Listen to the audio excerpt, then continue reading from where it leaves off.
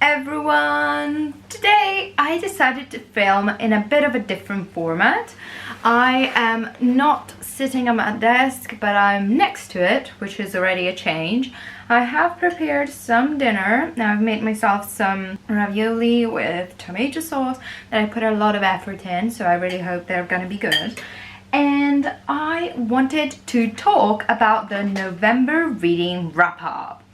I have read so much this month. It was literally unbelievable. I loved it, and I am ready to share with you everything that I've read this month. I really hope that you're gonna enjoy all of this and that you are gonna subscribe to the channel. And so now, without any further ado, let's get down to the reviews.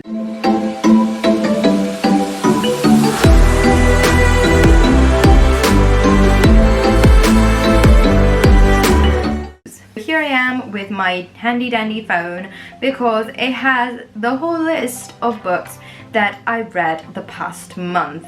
If you want to know step by step what I do reading wise, it's menacing to point the fork at you. But if you want to know that, you can go on Instagram. I was recently hacked, and so my new account has a little more than 100 subs, but it's called Lisa and Her Books, and I am going to put the handle down in the description so you can follow me there and keep up to date with all of my reading habits. But what I do at the beginning of each month is post what I call a month hopeful.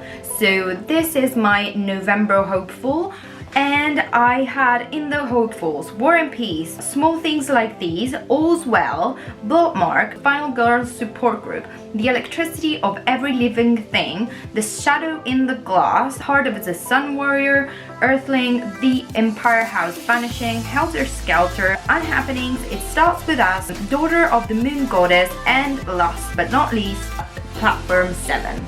I have not read all of these books, but just because I use this hopeful as a template, but I'm a lot of a mood reader, so it doesn't happen to me all of the time to follow this. Some months I'm better than others. I've done months where I've read basically everything, and months like this one where I've read a total of 6 out of the whole list, which is not bad. I have 6 and a DNF one. But we can get into it in more depth now, and I will tell you what I've read and a small review of everything that I've read in the month. So I started the month by reading War and Peace, and needless to say, it really put me in the worst mood ever, because I found that it was boring. There wasn't any distinction between the main protagonists ever, and so every character arc had the same weight given to it, which is interesting from a stylistic point of view, but from a reader's point of view it was very, very boring, considering that it was set in the Napoleon's War and it was from the Russians' perspective. I expected more. It was really a lot based in the court and what the royals were doing and what dukes and duchesses were doing, and I was bored by it. So I didn't finish it because the amount of hours that I was spending on that book was incredible. I've read it to a certain degree and then I gave up. I couldn't do it. Then I have read The Shadow in the Glass. That was the book that I had to read for my reading book club of the month. We have a book club on Instagram. It's not from my profile, but I will create that at around, I think, 1,000 followers. So when I will get to 1,000, I will create a book club. But that one is from Shadow Booker, and I had to read that book, and oh god, that was bad.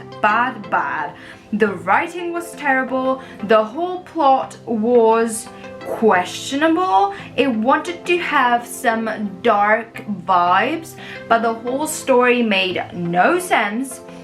And this figure in the glass, I don't know, it made zero sense. Like, the title had no purpose. The whole story had not a mirror in it. We had that kind of fairy godmother figure that grants 7 wishes to the main character. The price to pay for those 7 wishes is her soul, and that's what happens, and she starts getting granted wishes, but in the most stupid way possible. If you thought that the main character was gonna be smart about it, no, she's super stupid about all of her wishes. So she accomplishes 0 things with the wishes that she gets granted, and she's also mean and selfish, so make 0 sense. Didn't like it at all. I gave it 2 stars because I'm kind, but it sucked.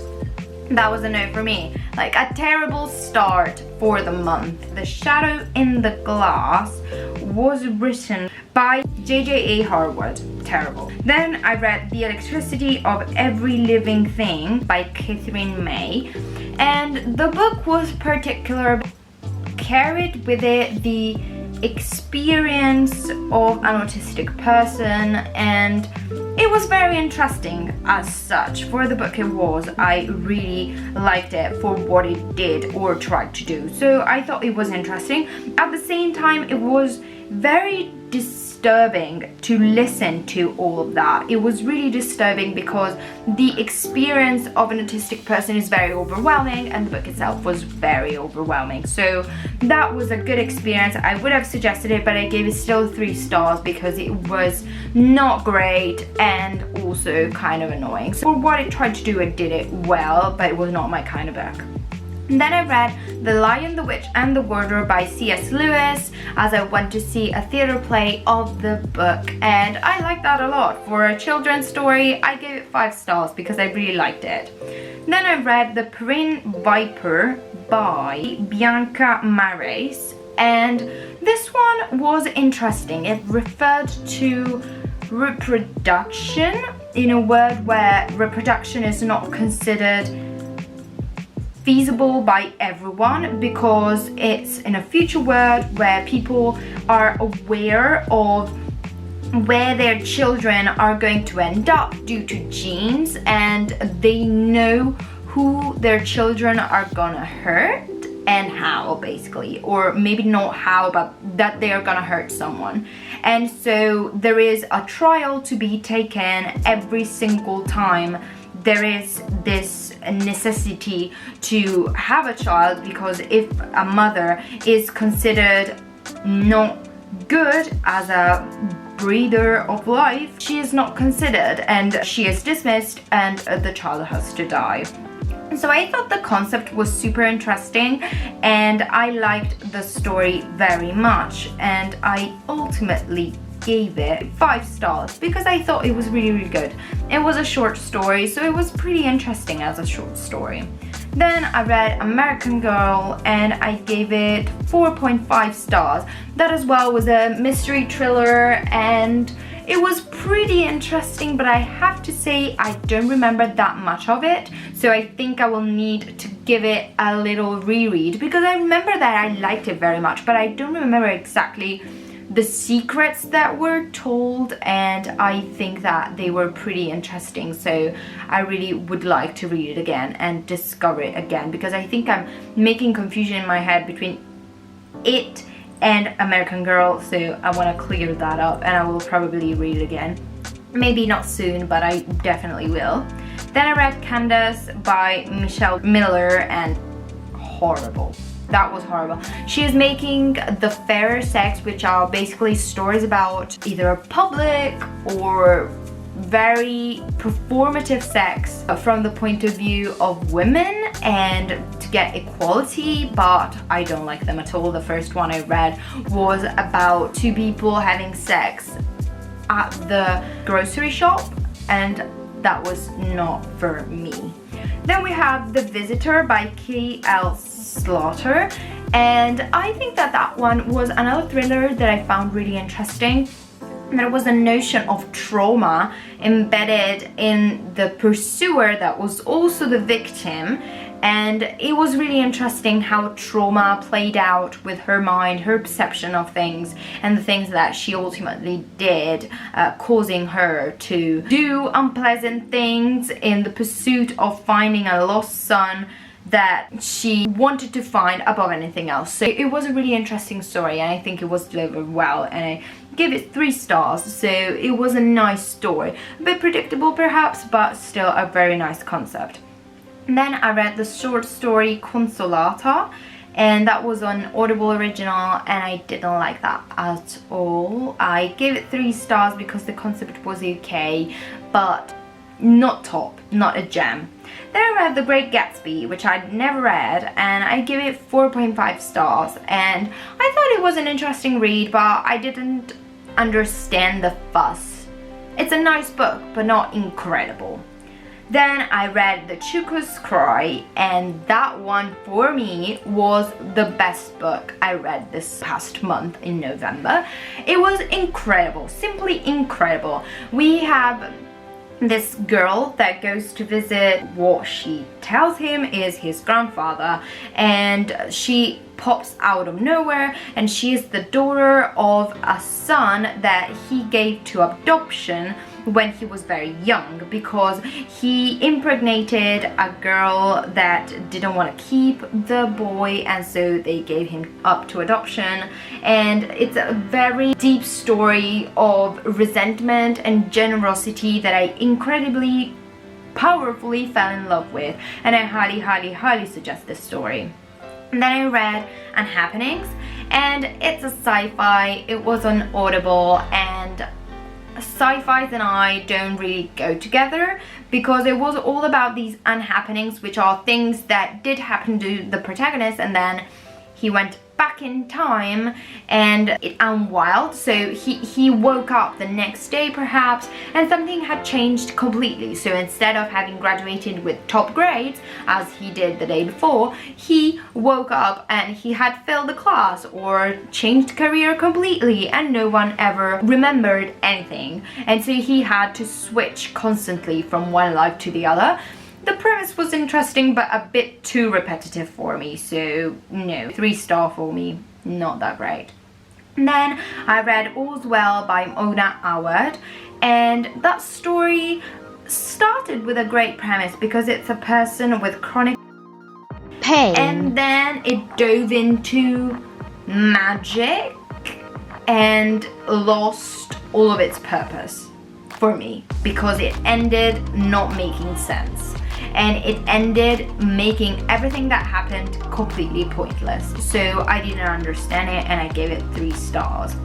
Then I read The Hat Makers by Tamlin Merchant, and that one was really good. I gave it 4 stars as a children's book. It was really nice. The fantasy behind it was incredible, and I'm looking forward to looking into more titles by the author. I know that The Map Makers has come out, and in fact she ends on a little, not so little mystery, and there is more to discover, but the whole reality is in past England, where people were divided into families, and there were these families of makers, and the makers created different tools that were embedded with magic for other people. So like hats in the case of the hat makers, and they had the boot makers, the crane makers, and so many others, and it was so cute and such a cool concept. I really liked it a lot.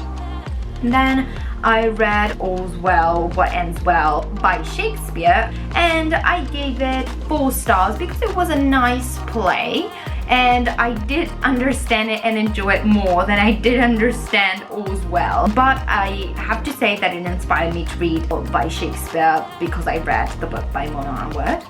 Then I read It Starts With Us by Colleen Hoover. I gave it 4 stars, but maybe I might have been too generous. And I have a full review on my channel, so I won't stop on that one for too long. And last but not least, I read Plain Bad Heroines by Emily M. Dunforth. And the book was embedded with magic and was interesting, but ultimately I found it a bit pointless. And it was a nice story, but maybe a bit too long, and the whole magic in it had little purpose. I like the style in which it was written because it had a back and forth between past and present, explaining the original Bad Heroine Society and what it was for and what happened to those people, but at the same time I was expecting a bit more by that story, so it was not 100% for me. But in any case, I did enjoy the month of November. I enjoyed how much I managed to read, which made me super duper happy, I have to say. And I really hope that you enjoyed my small reviews of these books, and if you decide to pick anything up from the list, especially the Cuckoo's Cry, please write it down in the comments below. I would love to know. And also, if you want to stick around, please subscribe to the channel and like the video, and we will see each other in the next one.